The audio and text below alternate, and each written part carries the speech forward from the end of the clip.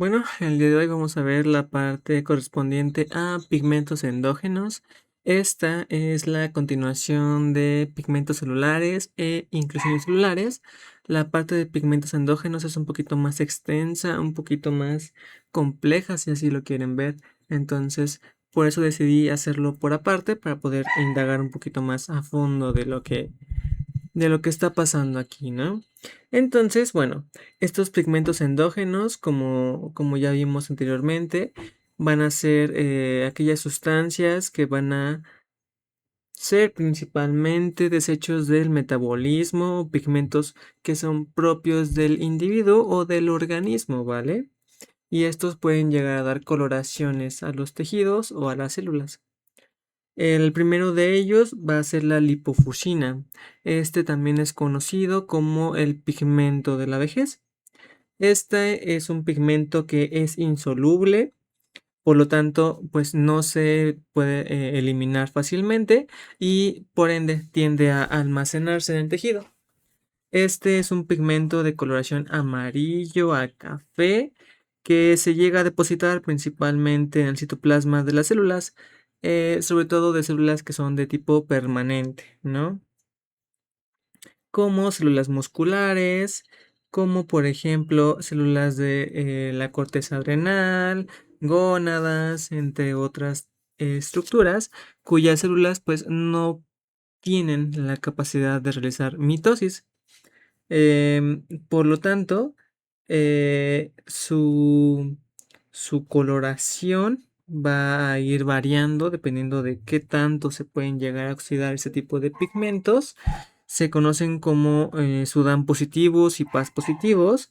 Y bueno, también son encontrados muchas veces en enfermedades que aceleren el metabolismo, como por ejemplo en el síndrome de Cushing, hiper tiroidismo, por ejemplo.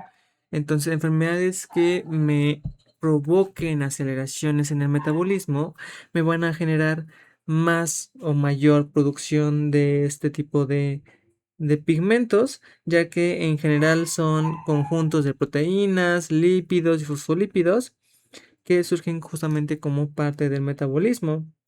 Es un pigmento, ya dijimos, de color eh, amarillo, como cafezoso, que es granular fino y obviamente si lo encontramos en un tejido, pues no es patológico. Pero si, por ejemplo, es en un individuo que es relativamente joven, podemos llegar a sospechar de algún problema metabólico por ahí. Pero como dijimos, al ser denominado como el pigmento de la vejez, no es un pigmento que me represente algo negativo, solamente que ese individuo tiene o tuvo un metabolismo más, más extenso, ¿no? El siguiente es el ceroide. Este pigmento es una lipofuscina, pero que tiene la característica de ser ácido alcohol resistente. Es decir, por lo tanto, se puede llegar a teñir con Sil-Nielsen, ¿vale? En este ceroide se puede llegar a encontrar cuando tenemos deficiencias en la vitamina E, cuando tenemos deficiencias en el selenio, cuando hay paniculitis nutricional, perdón, que es asociado al consumo de harinas de pescado en animales. También puede llegar a provocar como ser causante de una mutación de la aril sulfatasa que, que me va a provocar alteraciones a nivel del sistema nervioso, a nivel cognitivo, ¿vale? Es autofluorescente, por lo tanto, si yo tengo un microscopio, se va a restringir y me va a permitir observarlo claramente, ¿vale? Como dijimos, al ser una tinción que me puede dar como positivo a Sil-Nielsen, o la coloración va a corresponder a esta parte como rojiza, ¿no? De la misma tinción. Em, por otro lado, como que el pigmento que sí me representaría algo más, no patológico, pero sí hemos visto más comúnmente, es la melanina. La melanina es una proteína de alto peso molecular que es producida por los melanocitos. Estos van a provenir de la cresta neuronal embrionaria y su principal función del pigmento es básicamente la protección contra la radiación UV. Se puede encontrar en diferentes estructuras. Obviamente tenemos en la piel, tenemos en los ojos, en el pelo, en mucosas y en algunas faneras, que para quien no sabe qué es una fanera, básicamente son los anexos al cuerpo, como las uñas, las pezuñas, los cascos. Y bueno, la melanina o se deposita de manera extracelular, por lo tanto la podemos apreciar. Pero para poder entender cómo se da todo este proceso de la melanina, tenemos que entender cuál es su ciclo, más bien su ciclo biológico, su ciclo bioquímico, para poder entender cómo es que ciertas particularidades pueden afectarnos en la producción o en la carencia de este pigmento. Por lo tanto, todo empieza con la tirosina. La tirosina se va a transformar por la enzima tirosinasa, que está o cuyo cofactor es el cobre, se va a transformar en dihidroxilfenilalanina. Este compuesto posteriormente se convierte en dopaquinona, que se va a empaquetar en diferentes vesículas. Estas vesículas se le conocen como promelanosomas, que a través del transporte de diferentes proteínas se van a convertir posteriormente en melanosomas, los cuales son expulsados de la célula por exocitosis y se convierten, o más bien se dirigen al órgano blanco, ya sea la piel, pelo, entre otras estructuras, ¿no? Entonces, de todo aquí, lo que más nos importa es la parte de la dopaquinona y que la tirosinasa tiene un factor muy importante, un cofactor muy importante, que es el cobre, ¿vale? Pero además, ¿qué pasa? Cuando tenemos este tipo de problemas y hay una alteración en la parte de la producción de este pigmento, hay una hormona particularmente que me media cuánto se debe de producir. Y esta hormona es la MSH, o también conocido como melanocortina, ¿vale? Hormona liberadora de melanocortina. Esta MSH es muy parecido a la adrenocorticotropina, o también conocido como ACTH. ¿Esto qué quiere decir? Que al tener semejanza, la MSH puede actuar como ACTH. Y si recordamos las clases de fisiología, la adrenocorticotropina puede provocar la inducción de cortisol o glucocorticoides, que me pueden alterar el funcionamiento del individuo, ¿vale? Esto es muy importante por lo que veremos más adelante. Entonces, en los trastornos que tenemos de hipopigmentación de la melanina, tenemos como primero, como que el más popular, el albinismo. ¿Qué es esto? Esta es la enfermedad más distribuida del reino animal. Hay albinismo en humanos, en perros, en gatos, en gorilas, en muchos animales a lo largo de todo este reino animal, ¿verdad? Es una enfermedad que es autosómica, es recesiva, por lo tanto, es difícil poder contraerla, pero se puede. Y generalmente ocurre cuando hay una alteración o un daño en la parte de la tirosinasa o en la enzima que convierte la tirosina. No se dice que el albinismo es una carencia de la tirosinasa, porque eso no sería cierto, porque sí se produce, pero muy poquito.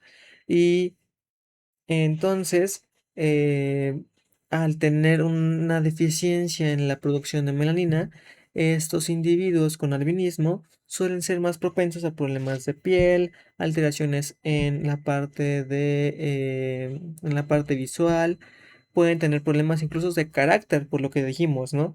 Si la MSH se parece mucho a la parte de, perdón, si la MSH media la parte de la dopaquinona, que posteriormente se convierte en dopamina. Al haber una carencia de este ciclo, puede haber una carencia de dopamina, lo que me generaría problemas de comportamiento, ¿vale? La siguiente enfermedad es el vitiligo. El vitiligo también es conocido como leucoderma o leucotriquia.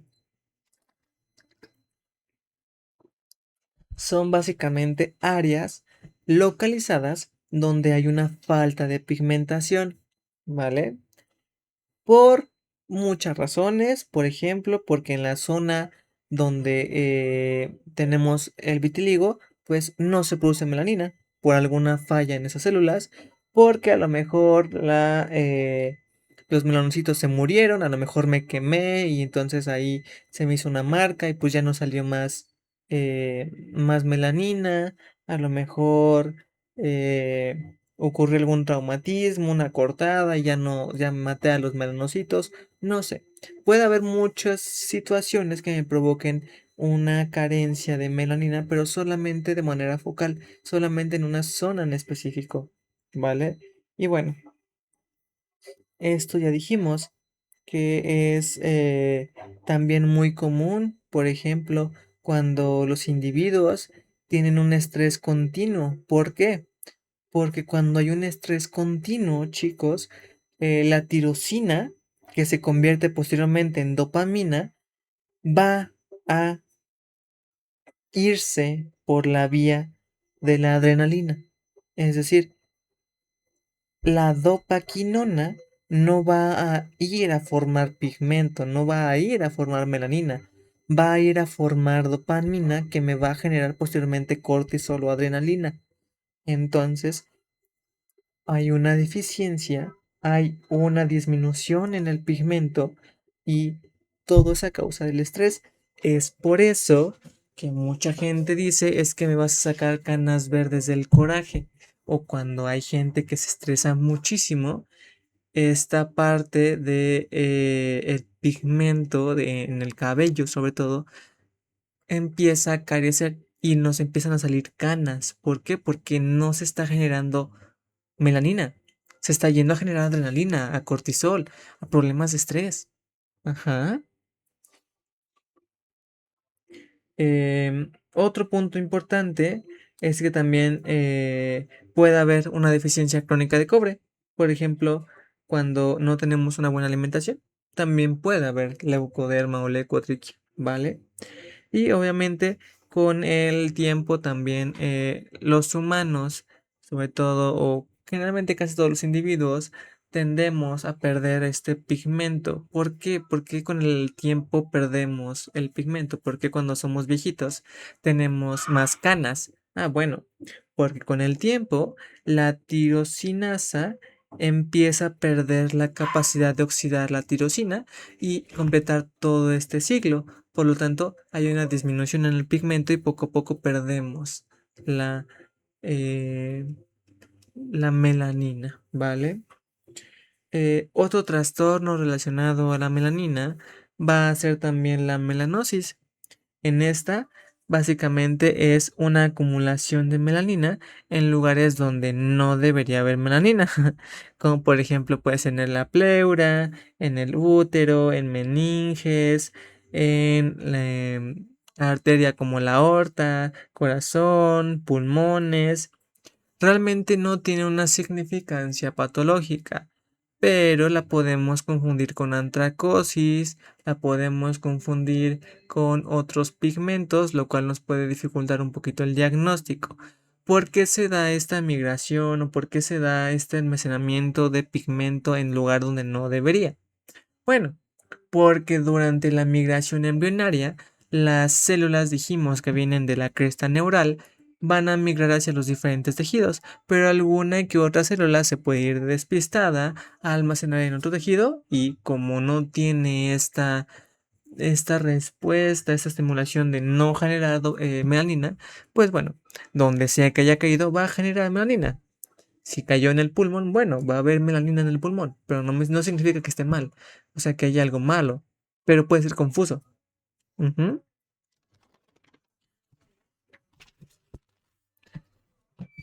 Cuando hablamos del otro lado de la moneda, cuando hablamos de hiperpigmentación, hablamos de un trastorno que es muy común, conocido como acantosis nigricans. Esta acantosis nigricans es una hiperkeratosis en donde hay un aumento de melanina en la zona. Por ejemplo, en aquellos individuos sobre todo perros que tienen codos más asociados a más negros y parecen como costras. Si tú le rascas ahí el codo al perro y no se le sale la costra, bueno, ¿por qué es? Porque no es una costra, es una hiperkeratosis, es la piel como tal. ¿Y por qué está más negra? Porque parece como que está muy grosito. Ah, bueno, porque hay más melanina ahí, ¿vale? ¿Y por qué se da esto? Porque hay un problema en eh, en el metabolismo que me está ocasionando que haya este aumento del pigmento y este aumento de la queratosis a nivel local.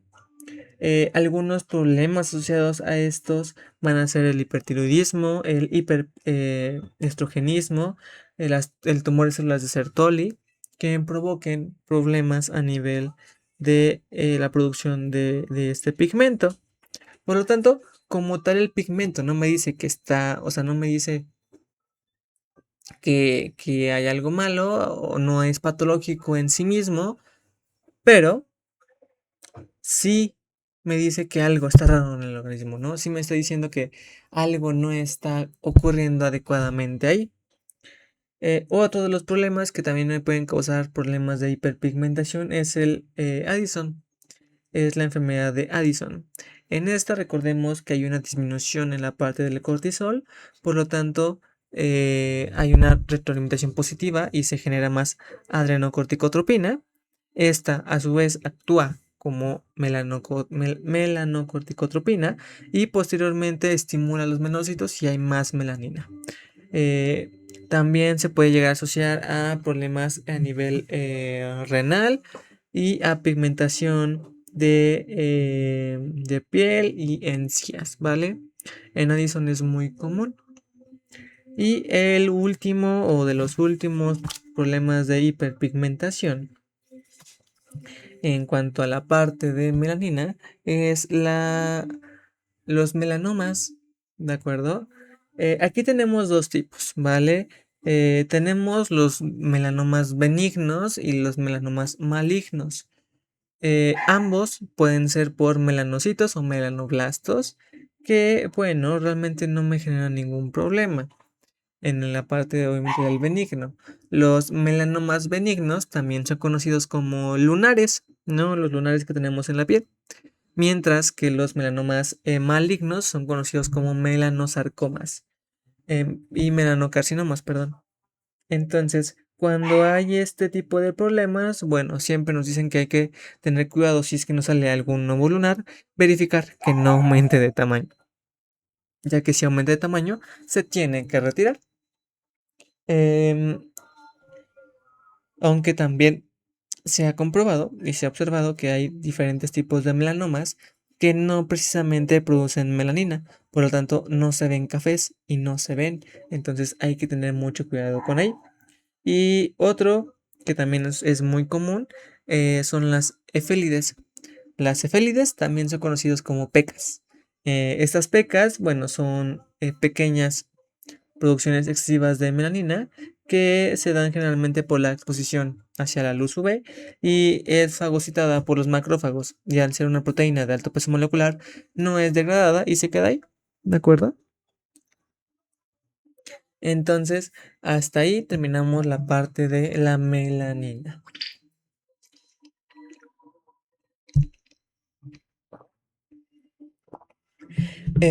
Otro punto que es muy importante y que luego se termina siendo un poquito más complejo es la parte de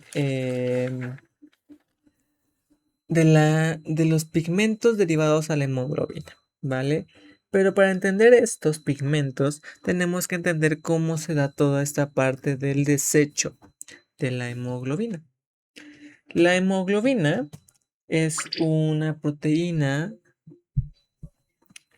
es un pigmento como tal que me permite el transporte de oxígeno en los eritrocitos. Cuando hay o cuando un eritrocito cumple su ciclo de vida a los 120 días aproximadamente en humanos, bueno, se da una degradación. ¿Y qué pasa con esta degradación? Bueno, la hemoglobina como tal es una proteína formada por porfirinas, por hierro y por el grupo M. Todo eso es la hemoglobina. La hemoglobina, cuando se degrada, se convierte en globinas. Estas globinas posteriormente se reutilizan para hacer más hemoglobina, más proteínas. No ocurre mucho realmente. Pero cuando hablamos de las porfirinas, que son parte esencial de estos grupos M, va a pasar algo muy curioso. Las porfirinas se van a degradar en protoporfirinas 2 y posteriormente esas protoporfirinas 2 se convierten en biliverdina.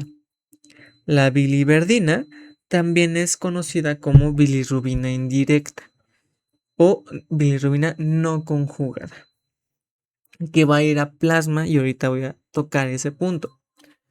Cuando la bilirrubina indirecta es transportada en el plasma por la albúmina, llega a los hepatocitos. En estos hepatocitos se conjuga la bilirrubina no conjugada, se conjuga con dos ácidos glucocorónicos, en donde convertimos ya a la bilirrubina indirecta en bilirrubina directa o conjugada y van a pasar del hígado, del espacio porta, hacia la vesícula biliar, hacia el conducto colédoco y va a llegar a intestino, los cuales puede haber de dos, o se reutiliza para eliminarse como estercorobilinógeno, que es el pigmento que le da color a la materia fecal, o se elimina por orina como urobilinógeno, que es el pigmento que le da color a la orina. Esto puede sonar un poquito confuso, sonar un poquito complejo, pero poco a poco lo iremos viendo un poquito más a profundidad. El hierro, ¿qué es lo que pasa con el hierro? Bueno, el hierro posteriormente que se degrada toda esta parte del grupo M, se convierte en hierro férrico. Este es transportado por la plasma transferrina y se convierte en apoferritina más hierro férrico. Estos dos se juntan y forman la ferritina. La ferritina me forma posteriormente la hemosiderina, que para entenderlo de manera sencilla, digamos que es un almacén de hierro, ¿vale? Que se da principalmente en el vaso y médula ósea, que es donde más se utiliza el hierro. De aquí lo más importante es que entendamos que el hierro se convierte en hemosiderina, que las porfirinas se convierten en bilirrubina indirecta y posteriormente en bilirrubina conjugada. Y que la hemoglobina, bueno, no le pasa mucho. Básicamente. Una vez que comprendimos todo esto, tenemos que entender ahora sí el primer pigmento derivado de la hemoglobina, el cual es la hemosiderina. La hemosiderina es depositado en el hemosiderol, que es así como se le llama a su depósito. Es un pigmento granular fino de apariencia ocre, bueno, amarillo ocre, a dorado, ¿vale? Cuya presencia me está indicando que está pasando algo mal en el organismo, porque de manera normal no tendría que haber hemosiderina fuera de las células. ¿Por qué? Porque dijimos que se almacena, se queda dentro. Pues si está afuera, me está diciendo que algo está pasando mal. ¿Qué está pasando? Bueno, puede ser que una haya una absorción o aplicación excesiva de hierro, es decir, que haya mucho hierro en sangre y por lo tanto se esté acumulando como hemosiderina. Dos, que haya una liberación excesiva de hierro por los eritrocitos, es decir, que haya hemólisis. ¿Por qué? Porque si hay rotura de los eritrocitos, estos se rompen y liberan el hierro, las porfirinas y bueno, todo lo demás, ¿no? Y puede ser que esta hemólisis sea localizada, como por ejemplo en hemorragias, hematomas, hemólisis locales, o que pueda ser localizada cuando hay hemólisis intravascular generalizada, como por ejemplo cuando tenemos problemas de babesia, cuando tenemos congestiones crónicas que pueden causarnos una falla cardíaca congestiva, cuando hay una degradación local de eritrocitos, cuando los macrófagos están fagocitando mucho hierro, o cuando este, hay una falla cardíaca. Entonces, en todas esas situaciones, sobre todo vamos a quedarnos con la parte de la hemólisis. Cualquier tipo de hemólisis me va a causar hemosiderina, que me va a generar problemas en el metabolismo. Y para poder observar, o sea, cuando vemos en la laminilla esta hemosiderina, lo vemos como un pigmento granular fino, de aspecto amarillo, a ocre, se necesita corroborar qué es lo que estoy viendo. ¿Por qué? Porque lo puedo confundir con diferentes pigmentos. A lo mejor si no soy tan hábil con el microscopio, lo confundo con acantosis. A lo mejor si no soy tan hábil, lo confundo con melanosis. A lo mejor si no soy tan fino, lo confundo con hematina. Bueno, necesito saber si estoy viendo una hemosiderina. ¿Qué tengo que hacer? Muy sencillo. Hago una tinción. ¿Cuál tinción es útil para hemosiderina? Pues la tinción de azul de Prusia o azul de Pearls, ¿vale? Cualquiera de las dos me va a teñir de color azul la hemosiderina, ¿vale? Entonces, bueno, otro pigmento derivado de la hemoglobina es justamente, ¿no? La misma hemoglobina. En esa también se libera cuando hay hemólisis y generalmente se elimina vía renal, porque pues viaja por el plasma y se va a eliminar vía renal, pero no se conjuga. Si la hemoglobina no se degrada en globinas y no se vuelve a reutilizar, se elimina en vía renal. ¿Qué es lo que me está causando aquí? Que la hemoglobina perdón, no es es nefrotóxica. La hemoglobina es nefrotóxica, lo que me causa problemas eh, de falla renal, ¿de acuerdo? Entonces, tenemos los signos como hemoglobinuria, tenemos hematuria, porque, bueno, nos va a provocar problemas en riñón y obviamente se va a teñir de rojo porque de ese color es el pigmento. Lo mismo pasa con la mioglobina, ¿vale? Cuando hay liberación de mioglobina por parte del músculo, también me da problemas a nivel renal, ¿vale? Me puede dar problemas de falla renal aguda y tener más complicaciones. Otro pigmento que mencioné es la hematina. La hematina como tal es un pigmento que no es endógeno, pero se considera solamente porque es un artefacto al momento de fijar el tejido. La hematina es un pigmento de color amarillo ocre. Yo lo veo un poquito más negro, pero bueno, que está fuera de las células, ¿vale? Esto se da cuando, por ejemplo, en el formol no está bien buferado y se ve de color negro. Realmente no me significa mucho, pero podemos confundirlo. Entonces, pues bueno, no es algo raro, pero lo podemos confundir. Otro punto muy importante, que ese es como que siento que es más complicado, es la parte de ictericia. La ictericia, ¿qué es realmente? Cuando nos dicen ictericia decimos, es que la ictericia es la coloración amarilla de las personas. Y a ver, sí y no. ¿Por qué? Porque hay muchos pigmentos que me pueden ocasionar ictericia, porque algunos pigmentos son amarillos, como por ejemplo los carotenoides, algunos son amarillos, pero La ictericia precisamente es la acumulación de bilirrubinas en los tejidos y sangre, que comúnmente se tiñe de amarillo, pero no en todos los casos. Tenemos, ya dijimos, dos tipos de bilirrubinas. La bilirrubina indirecta, que es liposoluble, por lo tanto se almacena en grasa y no se filtra en un riñón. Y la bilirrubina directa, que es hidrosoluble y se elimina en riñón. ¿Qué pasa aquí? Tenemos tres tipos de ictericias. Tenemos ictericia prehepática, tenemos ictericia hepática y tenemos ictericia poshepática. ¿Por qué tenemos tres tipos diferentes de ictericia? Porque todos van a estar relacionados con su etiología.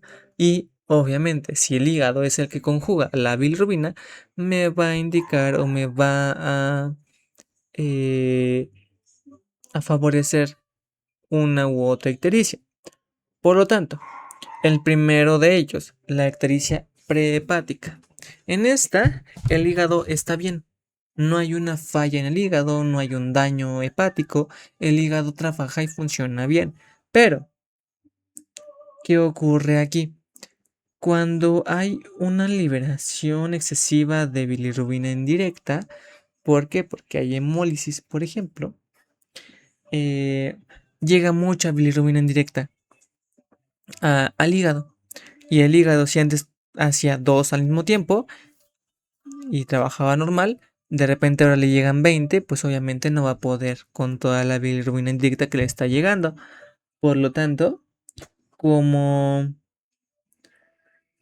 como tarda más tiempo en metabolizarse la bilirrubina indirecta, se comienza a depositar en grasa y se comienza a depositar en mucosas. Por lo tanto, esta bilirrubina tiñe mucho, mucho, mucho al individuo y es la que más comúnmente vemos. Eh, ¿Y por qué se genera la prepática? Dijimos todo lo que me genera hemólisis. Que si tengo babesia, que si tengo hemorragias, enfermedades autoinmunes, virus, parásitos. Todo eso me puede causar ictericias prehepáticas. La ictericia hepática, aquí sí ocurre cuando hay una falla en el riñón, en el hígado y se empieza a acumular bilirrubina indirecta. ¿Por qué? Porque si el hígado trabajaba con dos bilirrubinas al mismo tiempo y iba bien, de repente se le mocha un brazo, por ejemplo, y ahora solamente puede hacer una al mismo tiempo. Entonces, tarda más en procesar la bilirrubina indirecta, tarda más en metabolizar esta parte y se empieza a acumular. Entonces, al principio empieza a haber mucha bilirrubina indirecta. ¿Por qué? Porque no se puede metabolizar adecuadamente. Pero también puede haber bilirrubina directa. ¿Por qué? Porque cuando tenemos acumulación de bilirrubina indirecta en el hígado, esta es tóxica para los hepatocitos. Por lo tanto, cuando se empieza a acumular, empieza a haber necrosis de los hepatocitos. Y la barrera que divide al conducto colédoco con, bueno, al conducto biliar con la vena porta, eh, es solamente de hepatocitos. Por lo tanto, si se elimina esa barrera, si se quita esa parte del hígado, si no hay algo que me esté dividiendo, la bilirrubina conjugada se empieza a mezclar con la sangre y por lo tanto empieza a aumentar la cantidad de bilirrubina indirecta y bilirrubina directa. Em, entonces también va a haber un aumento en el pigmento urinario porque ya no está habiendo ese ciclo entero hepático para que se elimine por vía de excretas la bilirrubina. Por lo tanto, la bilirrubina directa se filtra por riñón y la indirecta se empieza a acumular. ¿Qué me ocurre esto? ¿O qué ocurre con esto? Que vamos a ver, obviamente, que puede, perdón, tener problemas de... Entonces, bueno, generalmente este tipo de de ictericia hepáticas, pues se dan cuando hay cualquier tipo de daño hepático, por ejemplo, cirrosis, por ejemplo, tenemos algunas fibrosis, parásitos, virus, ¿no? Entonces, cuando hay este tipo de problemas, me da la bilirrubina indirecta aumentada, la directa también se aumenta y bueno, tenemos problemas incluso a nivel de heces, diría yo que también puede ser muy marcado porque cuando ya no se da la eliminación de estércolo glicógeno, las heces también suelen ser un poquito más pálidas, ¿vale? Y por último, tenemos la ictericia posthepática. En esta es como que no diría la más compleja, pero sí es un poquito curiosa cómo se da el desarrollo de ese tipo de enfermedades. Y bueno, se da cuando el hígado está normal, al menos al principio, pero hay un problema a nivel biliar. ¿Por qué? A lo mejor hay una obstrucción, hay barro biliar, ¿vale? Entonces tenemos que hacer énfasis en un término que se le conoce como colangio. El colangio es el conducto biliar, el canalículo biliar, y este conjunto se le conoce como colangio. ¿Por qué? No sé, pero así se le llama. ¿Y por qué es importante conocer el término? Porque cuando se menciona algún tipo de problema en vesícula biliar, es muy común que digamos, es que tiene colangitis, es que tiene hepatocolangitis. Bueno, ¿a qué se refiere? Ya dijimos, aparte del canalículo y conducto biliar. Entonces, cuando hay un problema a nivel del conducto biliar, hay una obstrucción, pues obviamente no sale la bilirrubina directa. Entonces tampoco sale la bilirrubina indirecta. Por lo tanto, empieza a haber problemas a nivel de pigmento de al menos de las heces. Y tenemos esteatorrea porque también si tenemos un problema de bilis. Recordemos que algunas de las funciones de la bilis es justamente la emulsificación de las grasas y si no se da esta, hay grasa en la materia fecal, lo que se conoce como esteatorrea, ¿vale? Entonces, eh, cuando pasa esto, la bilirrubina directa que se empieza a acumular suele, o más bien empieza a ser tóxica para los hepatocitos, lo que provoca que estos mueran y la bilirrubina directa aumente por acumulación en sangre, ¿vale? Igual, lo mismo, muy similar a lo que pasaba con la ictericia hepática. El canalículo biliar y el conducto hepático hacia la vena central pues están solamente separados por hepatocitos. Por lo tanto, cuando la bilirrubina directa se empieza a acumular, porque se acumula en la vesícula biliar porque no puede salir, empieza a necrosar los hepatocitos, lo que provoca que la bilirrubina directa entre a sangre y se vea aumentada en los análisis de sangre. Entonces, con la muerte de los hepatocitos, se comienza a acumular también bilirrubina en directa. ¿Por qué? Porque si ya no hay hepatocitos que procesen la bilirrubina, se acumula la bilirrubina en directa, ¿vale? Y el último de los pigmentos que vamos a ver el día de hoy es la porfirina. Este es muy sencillo, ya dijimos que se convierte la porfirina en biliverdina. Eso también se le conoce como porfirina congénita y es cuando hay un problema a nivel enzimático. Es hereditario, es congénito justamente. No se crea adecuadamente el grupo M de los eritrocitos y hay una sobreproducción de las porfirinas. Cuando hay esta sobreproducción, también aumenta, o más bien no aumenta, más bien su depósito se da sobre todo a nivel de dientes y encías, lo que se conoce como enfermedad del diente rosado. Y vemos a pacientes con el diente justamente de esta coloración, rosado, rojo, que me está diciendo que tiene un problema de porfirina congénita. Aunque también podemos decir que hay ciertos pigmentos derivados de la porfirina que se encuentran en plantas, por ejemplo la clorofila, ¿vale? En estas plantas también se encuentran filoeritrinas y fenotiacinas que nos causan fotosensibilidad.